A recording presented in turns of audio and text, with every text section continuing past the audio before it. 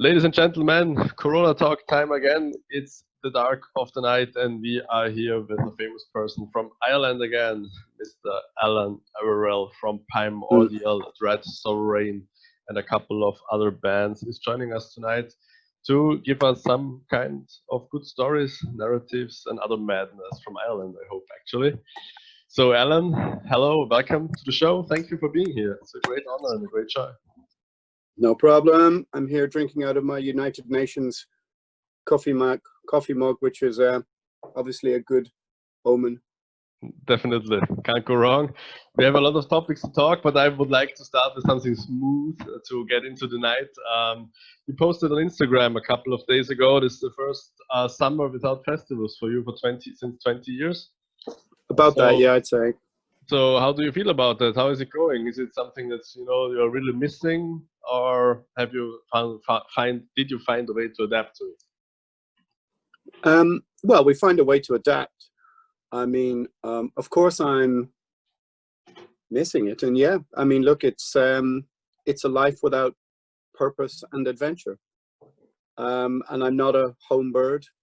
I don't enjoy pottering around, doing little every day.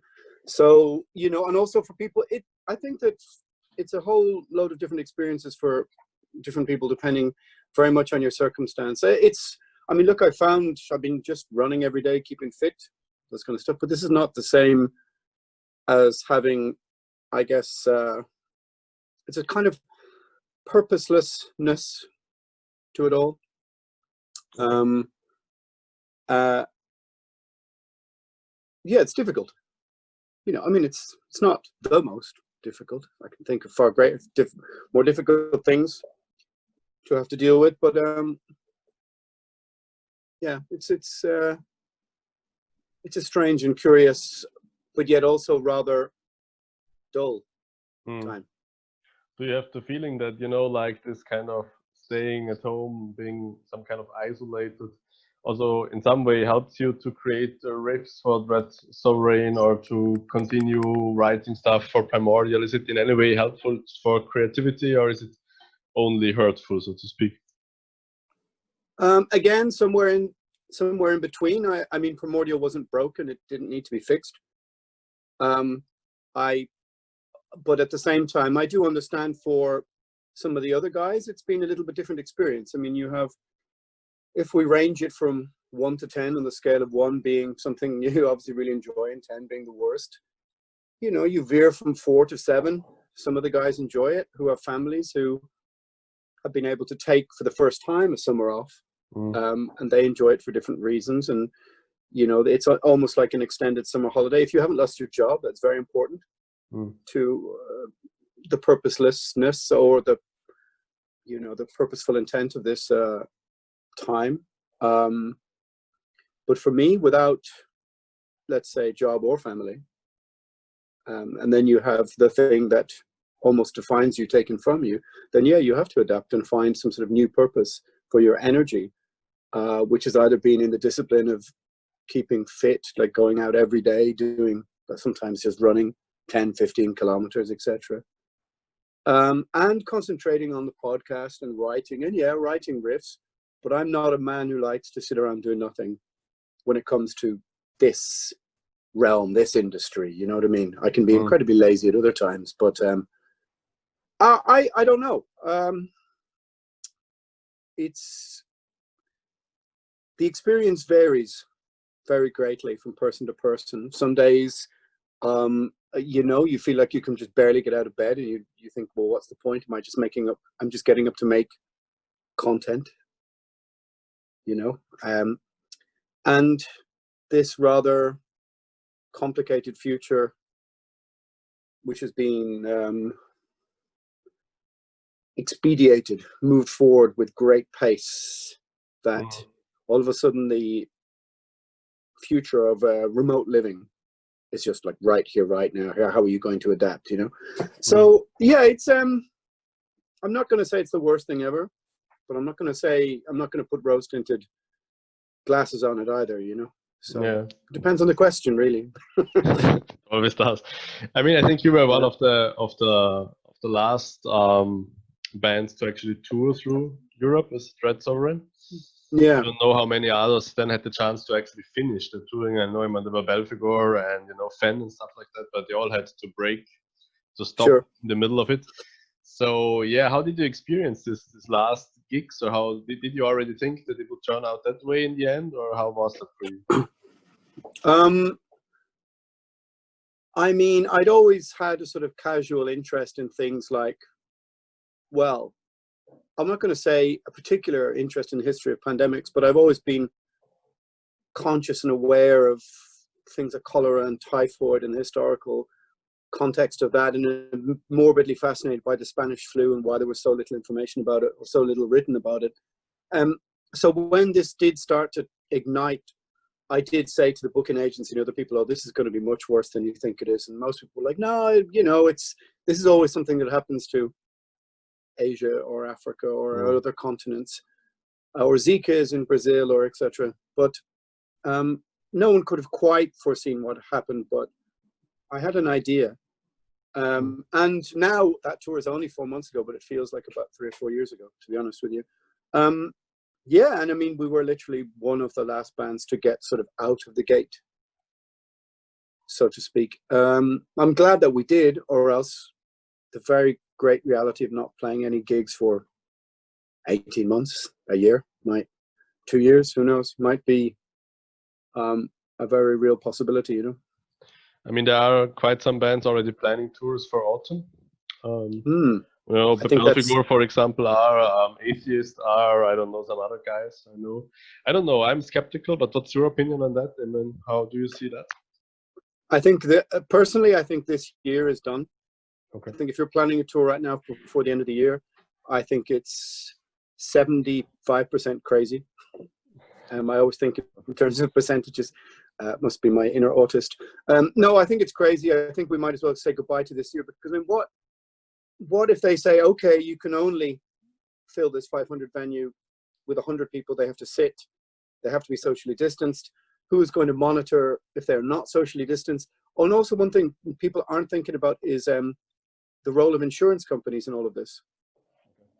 If we get even the hint of a second surge, this year is done. In fact, I think probably so is next year until next September, realistically.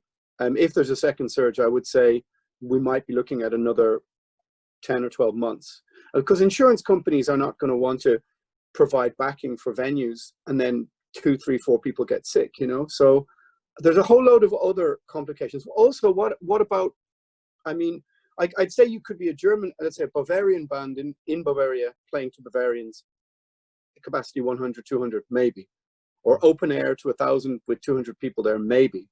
But as for a stuffed packed in venue with 300, 400 people, with an Italian, an American and a Swedish band traveling around in a little incubating tube around Europe, I mean, I personally, I hope I'm wrong, but I don't see it. I can see bands having, I mean, are you telling me the Spanish border police aren't going to want to see everyone's, this is where we get into another territory, which is, are we going to need a biometric passport of immunity to travel? I mean, it was a genetic potentiality, regardless of what was going to happen in years, but it's been expedited and moved forwards. And so therefore, very much like I've got a yellow malaria book to travel Southeast Asia, are we going to need, I mean, it's in your phone already, the health passport, right? Yeah. So you just might have to scan that. If that's a necessity to travel, then yeah, say goodbye to any touring for 18 months, I think. But, and first, I mean, look, are they going to let 40,000 people descend on a field in Germany, coming from all over the world, and fucking rub off each other for a weekend, and then go back to where they came from? I mean, it all depends on the second surge. If there is a second surge, and I put that in parenthesis because most countries didn't have a first surge, at least we didn't, at least as I would define it, compared to the analysis we were told at the beginning of this. Anyway, well, like, someone came out and said, oh, 2 million people could get this in Ireland. I think we have 10, 15 people under 45 who died. But that's a different argument to what you're talking about. I can see, I mean, I know most people are sunny side up sort of people who are trying to see the optimism in it, because life is a bit difficult right now, but that's definitely not me. I think, to be brutally realistic, we're going to be very lucky to get anything out of this year. You might be able to see a local demo band playing in a local pub that's allowed to sell to 20% capacity. However, I will say this, is that the plight of musicians and the complications here, we're not the first in line to fight the cause to have our lives back. Do you know what I mean? I mean, don't forget that the tourism industry, you've got petrochemical states, the oil companies, they're hemorrhaging money. Oil is no dollars a barrel. Do you think the oil companies are going to let us not fly for another 6 or 9 months? The oil companies at the moment are trying to find a way to fucking smash this Greta Thunberg-esque, you know, it's a joke. No, I know. Yeah, sure. I mean, yeah. But the petrochemical states, really, they're going to allow people to not bring their kids to school and spend money on petrol. They're not going to. So musicians have to hope, if they want their lives back, that other more powerful people are going to crack society back open. But as I said, if we get another surge of this, then Primordial may be just looking at touring Ireland for the next 18 months. Okay. So nothing. Yeah. So I mean, one thing more on the micro level, but which interests me is a bit, you know, like this trend for these really big festivals in summer. This wasn't, I mean, there were always big festivals, but it has obviously expanded the last years enormously. Yeah. Festivals are the stuff where money is being made, so to speak. So are we looking at the future of a metal scene where festivals become less important? Will something else come? What could it be? You know, like, how do you think? This is very good question, but I hate to be the bearer of bad news. But if we're not getting on a plane, we're not fucking going anywhere. I mean, this nonsense, and it is nonsense that somehow this is good for the scene. It's just fucking. It's just nonsense. Let's be honest. This is not healthy. To use we're in a pandemic. How can it be healthy for anything? People think that all these people in average bands and average whatever thinking, oh, this is great, we all get a chance to sit at home and write better music. Really? Wasn't there just too much metal music anyway? Wasn't there just a deluge of thousands and thousands of records every month that you just can't listen to? And now what? Now we're going to get even more of them. The artery of rock and heavy metal, the lifeblood of it, is playing live. That's what rock is. We're not drill rap artists who are on TikTok doing, I don't know, whatever they're doing. Rock and metal is an anachronism. It's old-fashioned. It's analog process of moving parts, and those moving parts are people. Take away the process of me getting on a plane, getting in a van, getting on a stage at a festival, blah, blah, blah, or being an underground band and being able to arrange your local gigs and playing your local pub and take away all that. It's nothing. What is it?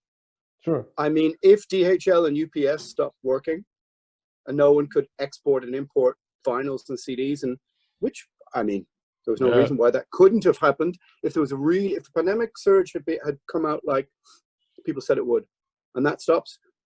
Like, literally, when all movement stops, so we all just write remotely on our screens like this. Hey, take out your bass and let it. Rock and roll is dead then. Yeah. And metal, of course. So I'm not going to be here. I'm not going to sit here and go, well, this is a great time to get creative and this, that, the other. Yeah, if it works for you, fine. But the moving parts of rock and metal are analog. They're human. And this process is now remote. It's been disrupted. And metal has proven itself to be really, really vulnerable. The structure, the touring, the festivals, all that kind of thing. I agree, the festivals have become almost, in a sense, too big. I get it, I understand it. And for bands who never played them anyway, and who never made a living, they kind of don't care. And they think it'll all go back to being in the underground, which is fine. But still returns to the fact that if you can't get on a plane, you can't get in a van and travel around, there's no underground either. Do you know what I mean? Sure. We actually we take the underground back to 1986 then, when all we did was write fucking letters to each other. Because that's all you're doing, except you sit there with a thing. And so to somehow view the situation as healthy. If you can apply a healthy paradigm to this in your life, trying to get fit or trying to find another way to adapt to this prospect of digital remote living, and you haven't lost your job or your source of income, then more power to you. But as for if this was a, let's say, a hip hop forum we were talking on, or a drill or grime or something like this. See, I'm trying to be modern and reference modern stuff. And it wasn't, the lifeblood of that music wasn't playing live and getting in the van and traveling in that old school thing. We might have a different conversation. But the fact is that for years and years and years, rock and metal has lagged behind. And I'm glad it did, because I don't want the future to be me on a screen like this. If this is the future, then personally, this is the future of I won't make any more metal. Forget it, as I can see. If it's going to be this on a screen, I'm not rehearsing like this. I'm not trading files. I'm not playing gigs as 4-5 people on a screen for people pay-per-view or whatever. Or it's just, I'll go and find something else to do. They can be thankful that we got 29 years of playing music. But if this is what it is, no, I don't think it will be. I think some form of what we knew has to return back. But at the same time, the longer this goes on, the more people become used to, oh, this is how it is. This is how it is now. Saturday night, we gather in the chat at the side of Oranzi Pazuzu, and we have a beer on our own. And, you know, they're the only band, by the way. It was a good concert. Yeah, they're the only band who've come out of this with, I was like, yeah, fucking respect for that. But then again, they're in Finland. Yeah, they're used to it. Enslaved, etc. Have opportunities provided them by the state that most people in most bands don't have, and we can't even meet yet to rehearse. But if the future is okay, I mean, I will do this. I will rehearse and film it and talk to people. Okay, this song is about this, and maybe we can talk it. But to pretend to be playing a gig, no. So I think that it's difficult, because for the bands that are really at the top, when this comes back, who maybe are financially insulated from it, they will have a route. For the bands at the beginning of the small bands who never made any money, and the festivals, maybe it doesn't bother them that much. They can go, oh, look, we'll play 3 gigs in Poland and we're allowed to fly over there and etc. But for bands like us who are in the middle, but also that every year the touring and the festivals provides every member with 25 to 50% of their yearly income. And if you have kids, yeah, you're in fucking trouble. So anybody who paints this as a healthy time, is a healthy time for music, really? I think you'll find, if you look at 5 years ago, there was lots of great underground music. Sure. But did it need fixing? I mean, mainstream heavy metal is a rotting carcass. It's fucking horrible. All the worst bands are the most popular. But we knew this already. It's been like this for 20 years. Forever. So, but that's not. But all this is not going to clear those people out. No. It's not like Five Finger Death Punch are going to quit or something. Do you know what I mean? Yeah. It's going to affect Immolation. It's going to affect Marduk, Rotting Christ. It's going to affect bands who want to go on tour. I mean, not just those are old bands, but tons and tons of new bands, who have to learn from cutting their teeth and getting in the van and playing. But like I said, it all is inconsequential if you can't get on a plane or can't. I mean, obviously, we live in an island, so we have to get it. You need a plane. Well, you could get it on a ferry and take 20 hours to get to northern France. I guess if that's what you have to do to go on tour, then that's what you have to do. So, but sorry, an awful lot. No, I agree. I just want to say that it was not my idea of painting it as healthy at all. I'm just thinking, that we have, in some way, be very comfortable with the festival culture without ever believing that it could stop in one point. And I think festival culture has done a lot that people stop buying music at all. And I mean, that you talk a lot about that bands are usually t-shirt selling guys. Yeah, but they don't sell much. Yeah, bands they don't sell. True. No, no, it's true. They just buy the t-shirt of the festival. I mean, it's a double-edged sword, yeah. But I mean, the festivals have hemorrhaged money. But the problem is that what's happening will also kill Chaos Descends and Musco Rock and Inflamen, and it'll kill all the ones where, all the middle and smaller ones as well. It's not just going to be hard for, like, Vakin can Vakin can take this and come back next year and sell out instantly. But maybe that cool festival in your area, like, I don't know, Stonehenge, or Chaos Descent's a good example. That's hard for them to be insulated from this. And so I understand what you mean. Festival culture has kind of taken over, and it's become sort of the be all and end all, but touring was still happening, you know? Yeah, but less. And I remember also a lot of bands, so the size of Primordial, talking about it's actually makes much more sense to play festivals than touring, because I saw Obsidian Sea with Keep of Kalassin about a year ago, playing for 10 people in my club in Vienna. I mean, that's not something you actually make money off. It's complete madness. No. Yeah, he can say thanks to us that we were there, but no one cares. He has to play a festival. Then he becomes again seen, visible, whatever, you know. This is true. I mean, also, you know, the other sad, well, there is a reality of this, is that there is everything is oversaturated. There is way too many bands, way too many people trying to tour. I mean, even before all this happened, I remember I was in Hamburg, and so there's big bands playing, Airborne, Alcest, DAD, or whatever, you know, kind of 600 to 2,000 style, you know, Testament. But also there's, in the Bambi Galore, almost a gig every night, and then there's other ones. So on a Saturday night, you could see 4 different bands. It's unsustainable. But what it does actually point to is that rock and metal is very old-fashioned in its intent. It's still 1974. Bands have to tour to break.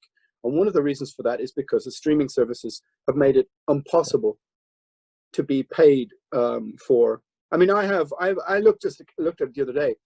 I had something like, between all the albums I've played on, there's something like 10 to 15 million streams on Spotify, which are songs I've written. I don't think I've ever even made enough in 1 month from streaming to not even €20, €25. So burn down the offices of Spotify when we're busy rioting and looting the place. The problem with this is that I understand the gesture of trying to find optimism in it, and it will affect the big players to some degree, but it'll also gut out all the middle. So maybe some cool, as you say, your local club, they're probably finding it very hard to pay the rent now. Yeah, they are.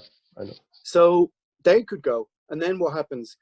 Chinese black market money buys that up to make it into a boutique hotel. And then there's no metal bar, there's no metal club, there's no social hub anymore, and then the scene disintegrates as well, you know. So like I said, I fail to understand people who think, oh, this is a good time to hunker down and write some music. It's like, we've got too much fucking music. We need the other stuff.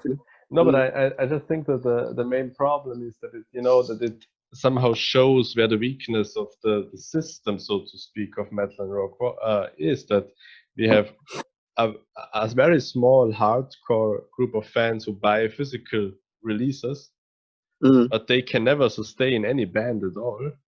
And we have an extremely broad sector of people listening to Primordial on Spotify once in a while, because why not, or because it comes up, or I don't know, because they like your voice, or they like one song, I don't know. But this does not bring you any money. But we don't know what to do. We have the same problem as authors have, for example, with books. You know, I also am a bit into this, and you don't earn money by selling books. It's complete madness. I mean, there are maybe some authors, like Grisham, okay, but everything else is, you write for your own fun, basically. Yeah. But I fail to see how can a future look like, because I see that you do. Festivals will not happen this year, and a lot of bands will simply be gone and search for real jobs, so to speak, because what can you do? You will have to survive. I think that, I mean, let's be honest, is that 99% of bands do have real jobs. I mean, the concept of being a musician. I think what we have to understand is that we have an analog past and a digital future, so to speak, and the meeting of those 2 points has been moved forward. Yeah. So for everyone from truck drivers to people working in the tourism industry to, pilots to, the digital future is going to affect brain surgeons.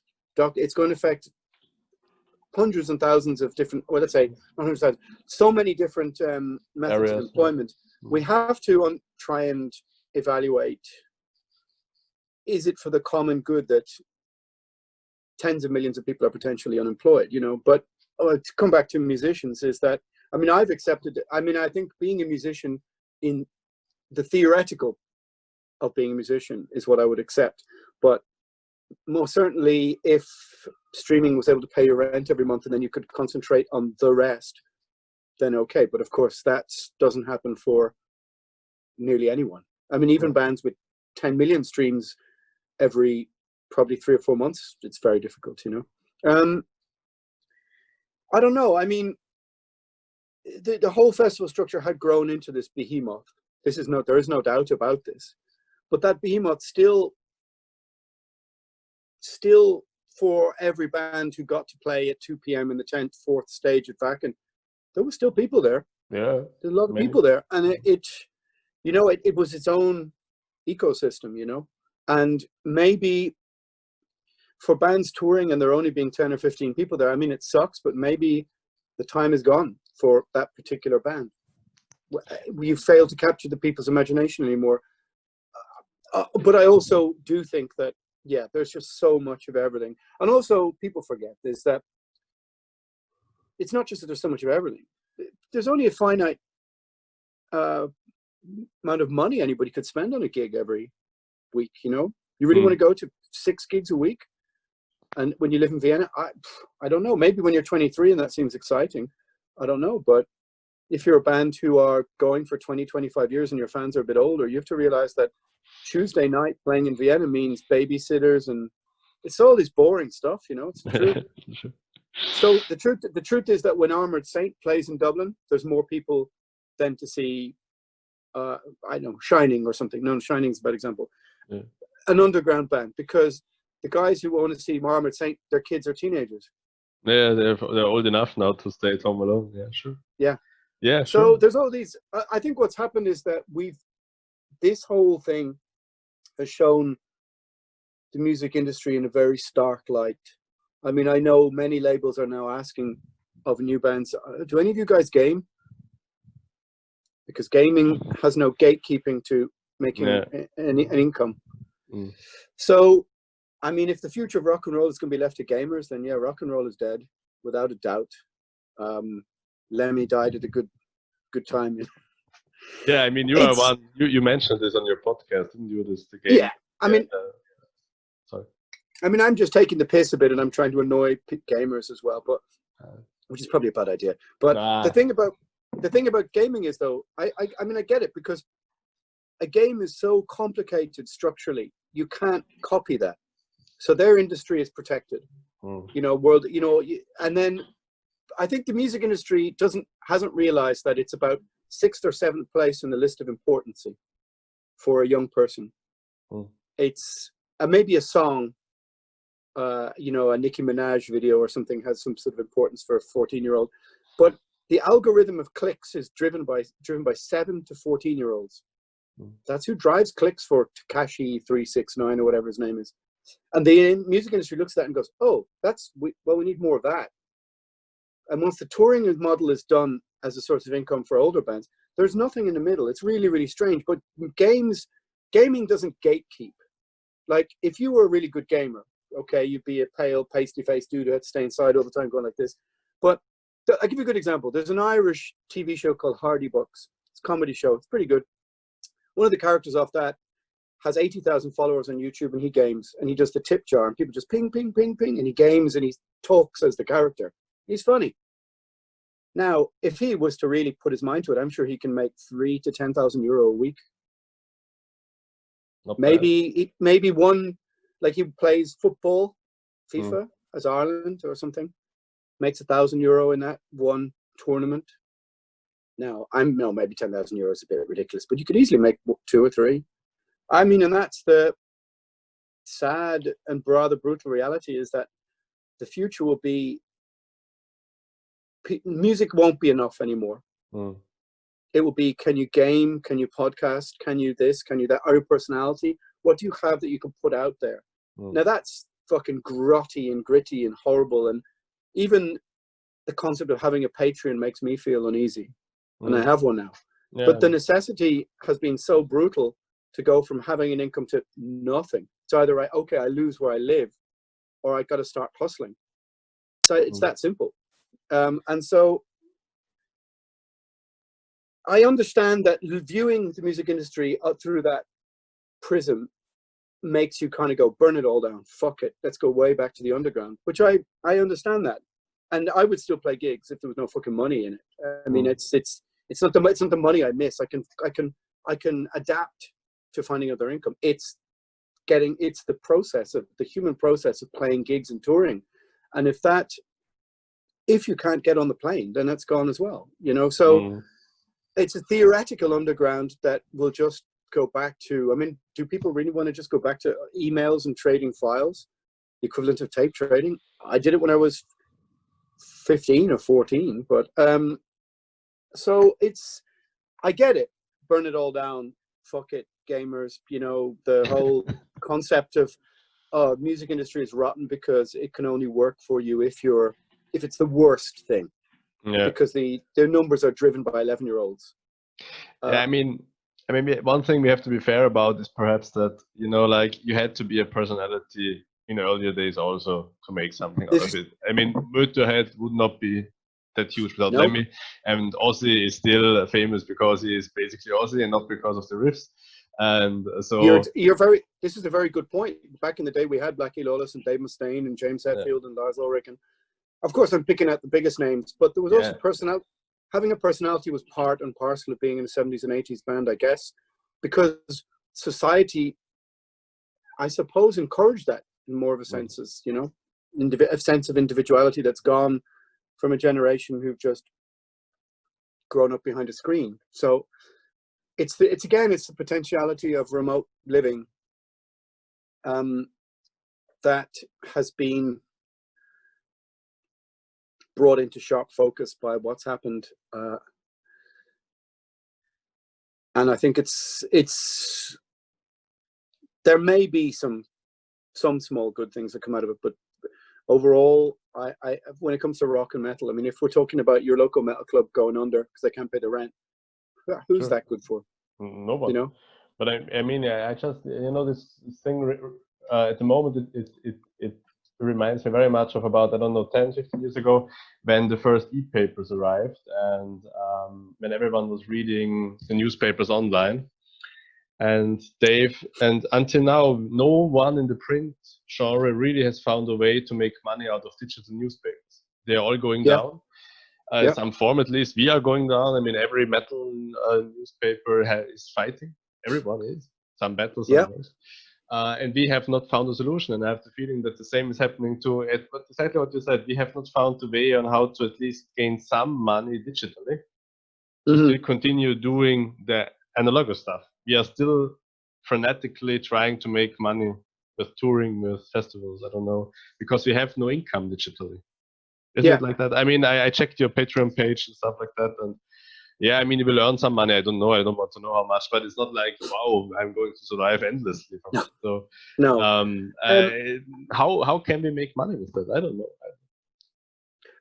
I guess you just have to, like, I understand the concept of accepting that being a musician is now something you do outside of whatever else it is that pays the rent. And therefore, for some people who maybe never made any money anyway, it's an idea of returning back to the roots, etc. I mean, look, bands made money in the 70s and the 80s and the 90s. It's not like no one ever made any money before. But it does make it very complicated to try and I don't know. I mean, the problem, for example, you use the printed word as an example, is that originally when the internet was created, etc., I think there was an altruistic utopian ideal that we would all be able to gain access to everything in fairness and equity. But what they didn't realize is they would destroy the worth of creativity in the process, you know. And the problem is that, of course, for the news cycle, for news media, it's incentivized by clicks, which is also what's happened to the music industry. I mean, the music industry clicks are driven by 9-year-olds. So, of course, what do 9-year-olds like but nonsense. So you know, what noise does the fucking squirrel say or whatever. That guy probably made that comedy troupe made more money than any musician that year. Yeah, sure. And that's, I think we're living in an era of low culture. We're living in an era of infantilism, where a 15-year-old can lecture the United Nations, where music is driven by what the likes of 11-year-olds, where all of a sudden all of society's creative process is being driven by the whims of 7 to 15-year-olds. And it's no reason, it's no wonder that rock and metal is an anachronism, you know, financially, because there's no financial model there. And that's what happened with the musicians have been looking at the labels going, right, so we can't tour, we have no income now. Well, what do we do? I mean, there's a COVID button on PayPal now, or not on PayPal, on Facebook. Spotify. Oh, You know how much Primordial has been donated in the last 3 weeks? no clue. €5. Wow. Yeah. Yeah. It's actually not that low. I know people have got much less. I mean, and that was one person, and I know her. She's my friend. She just it was a test to see if it worked. I mean, now it's getting depressive. You know, that's not good. No, I mean, I just filled out the form because I wanted to see what happens. Because I made a worker for Spotify cry in a bar before in Sweden. You know, arguing with them. And the thing about Spotify is they refuse to link to bands' merchandise pages. They don't. It's a third-party company with a license that has nothing to do with us. And while they refuse to do that, there is no income for bands.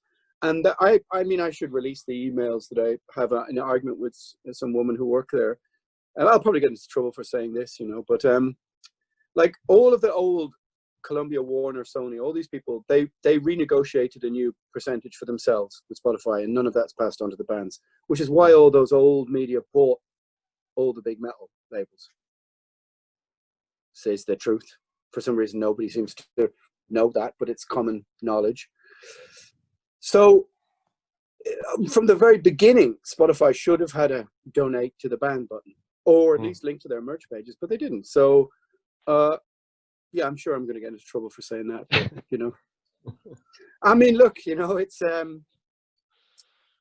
but you know what what was the anyway.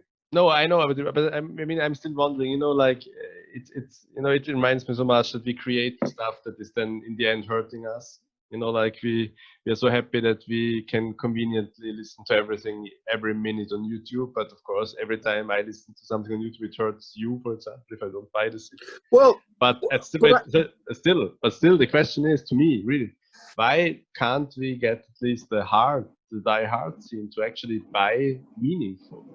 You know, like I think you can. I mean, there's Primordial still sells physical copy, and I mean, you can see one of the reasons why. I mean, that's why all these super expensive luxury editions are the only way to claw some money back for labels, because there's still 3 or 4 or 5, or if you're lucky, 10,000 or 20,000 people. If you're, I mean, people who will still buy those things.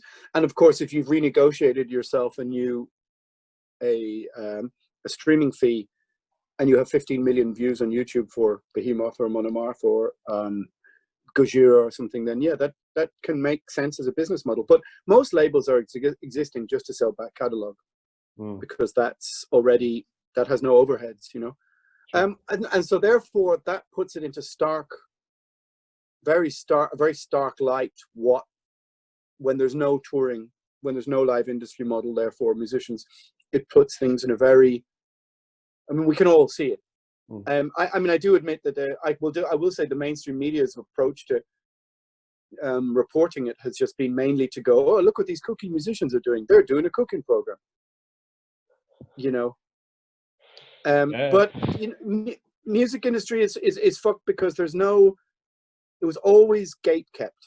It was always, even you look at the old music industry contracts in the 1950s given to all the old Tamla, Motown musicians and all the blues people, and they were all fucking ripped off 70, 80 years ago. And that model never really changed. And so playing live was the way out of it. So now without that, you're asking for people to make donations to watch a live stream. But I mean, I've had this argument a lot in the booking agency world, which I do as well. I said, these live, you know, stay-at-home kind of festivals. Well, what band can sell the live show in the empty room again and again and again? You can only do that once. Primordial can only go and play in my friend's venue, if it exists, the end of the road, once. We can't go to every, hey, here's another stay-at-home festival, here's a different set with the same, looks exactly the same. Optically, visually, it doesn't make any sense. So, yeah. And also, I just won't take part in those. Like I said, if the future is just being a little square on the screen, I'll just be a serial killer or something. Very good. I mean, that's maybe the most ironic thing I found in these days is that, you know, before COVID, live DVDs and CDs were completely useless. The people who didn't buy them, and you made a loss of money for labels. And now everyone believes that you can actually sell basically live DVDs online. Which no, how could you do that? It won't work. I am sure it won't work. It will be funny no, of course a couple 2 weeks, and then you throw it away. Of course it won't work. I mean, can you, okay, you have a festival, a lineup of bands, right? And everyone is playing live in an empty venue, and you've got one band after the other, and you go, oh, I just saw, I don't know, pick a name, pick a band. I just saw Disaster playing in their local venue in, you know, their local area. Oh, okay. Then a month later, oh, it's Disaster again. Oh, they're in the same venue. You've seen it already. It's already on YouTube. And if you think you're gonna get paid for that, I mean, I think that what's going to happen more likely is that the people who've created the platforms to host those are going to charge bands to use it. That's much more likely. I mean, which is already happening. Yeah. So, yeah, I don't know. It's basically, I think the premise is that, and it's very simple, and I tried to outline this in the podcast, is that being an analog man in a digital world, so to speak, or being part of an analog process in a digital world. I mean, you know, the goth and electro scene, I have a very good friend in that scene. He keeps sending me links to all these goth and electro bands, and they've adapted to it to have gigs in the front room and whatever, but it seems to become much more nerdy, tech, geeky kind of scene. But also, because it's electronic music, it's not analog. Yeah. Like, you don't need a bass and a need it to play in time. It's a drum machine, and so it's much easier to make that music in your front room and DJ and just stand there and do whatever. Before metal, which is so, it's completely the opposite, you know? I mean, and the irony of watching like 70s rock and roll bands doing empty shows. I mean, or like Metallica acoustically playing their way through One, Blackened. It was like watching Muhammad Ali when he was being interviewed and couldn't speak anymore. You know what I mean? Yeah. It's fucking depressing. It made me sad, man. You know, it's just like, here's the heroes from my childhood who were once prime fighters, old and grey and just without teeth. And so, on those terms, I mean, if that's the future, I don't think it will be, because I think that, like I said, the petrochemical states and the tourism companies and stuff will have to crack the nut, because we're like musicians, who gives a fuck really? But the tourism industry for countries that like Italy and Ireland and I don't know, Mediterranean countries, Greece. I mean, without that, I mean, they're looking at, I mean, Greece without the tourism industry for the islands, and I mean, whatever. Just add up those are the people who are. That's who the airlines are going to have to crack the nut open for. You know, I mean, we're going to have to basically, for us to have any sort of future following in the door like last, to be allowed back in the door last, power and economics has to win over health and safety, or else. I'm certain it will. So. I think it has to, and you know, so. No, I'm just wondering. You know, this is from just maybe the last question, but this, you know, like this is the one thing it's not like I've got anything else to do.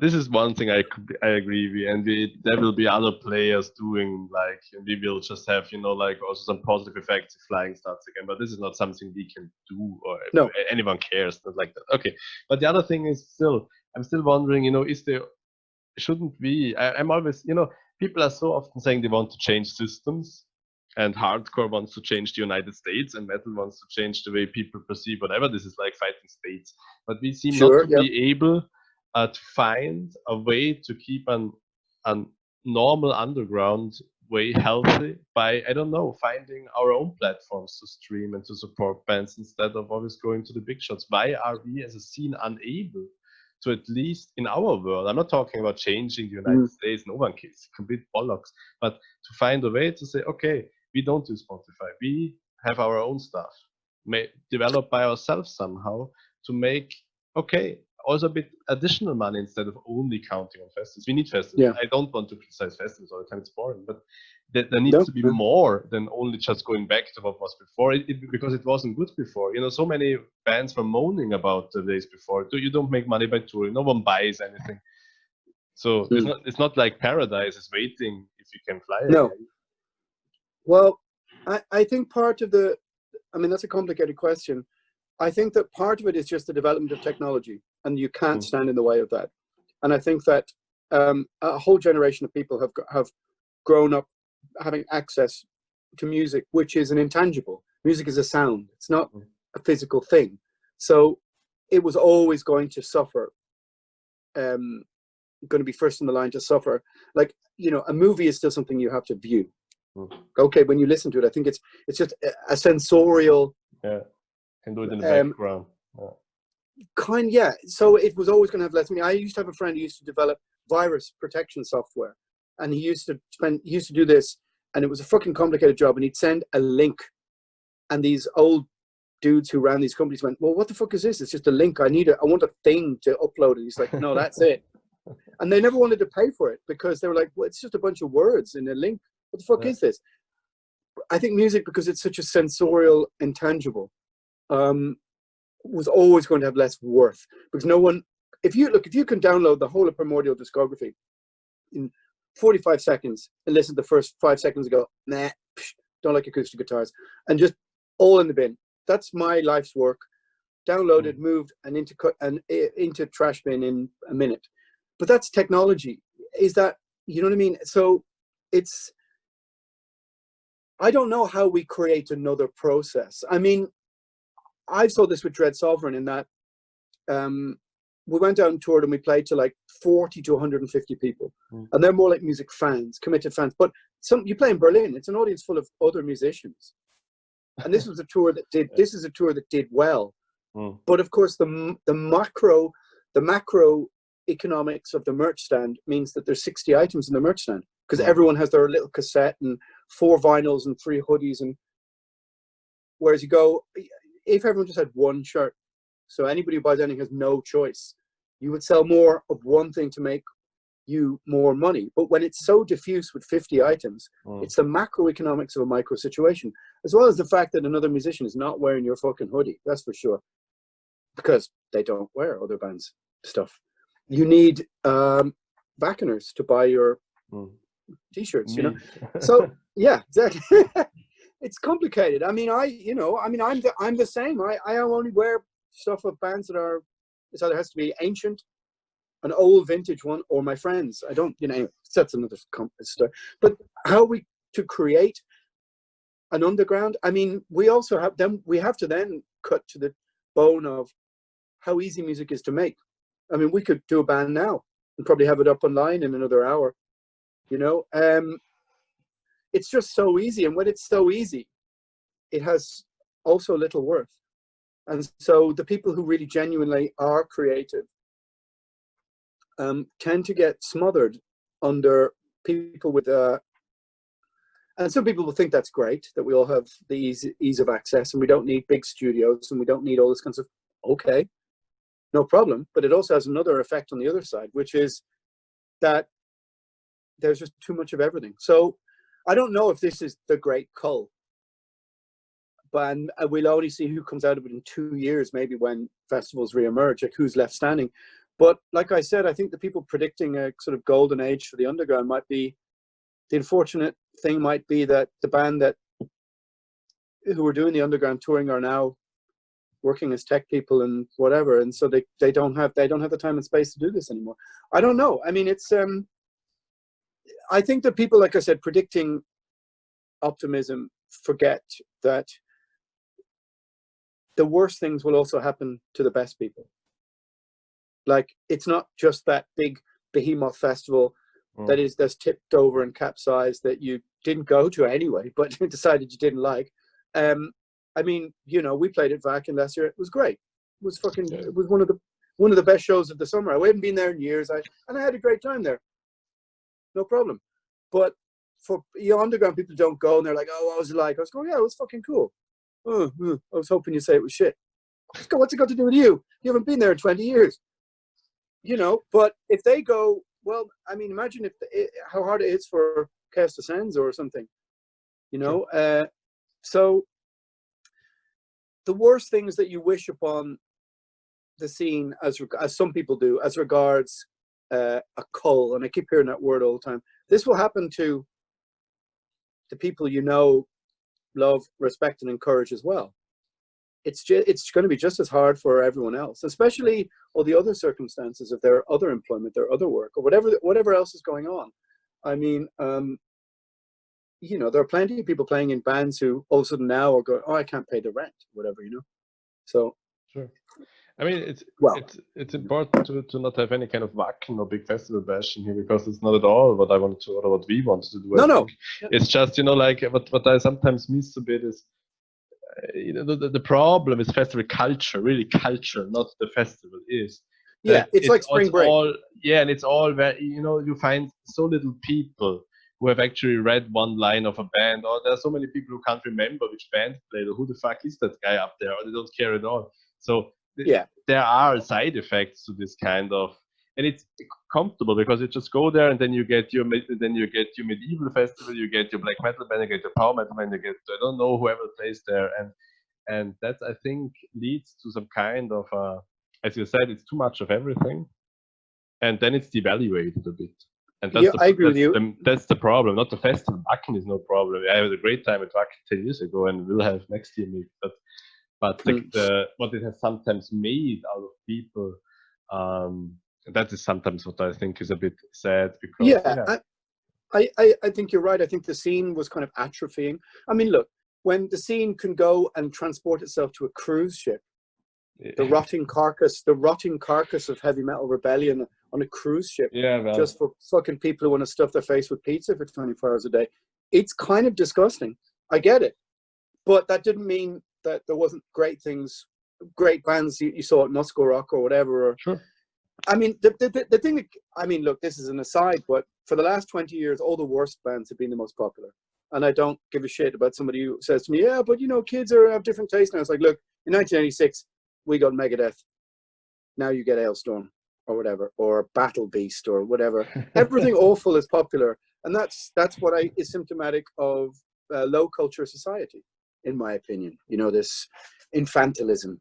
You know, people who come to festivals dressed as fucking fruit, and, you know, sorry, I'm rambling now. No, I can understand. Yeah, sure.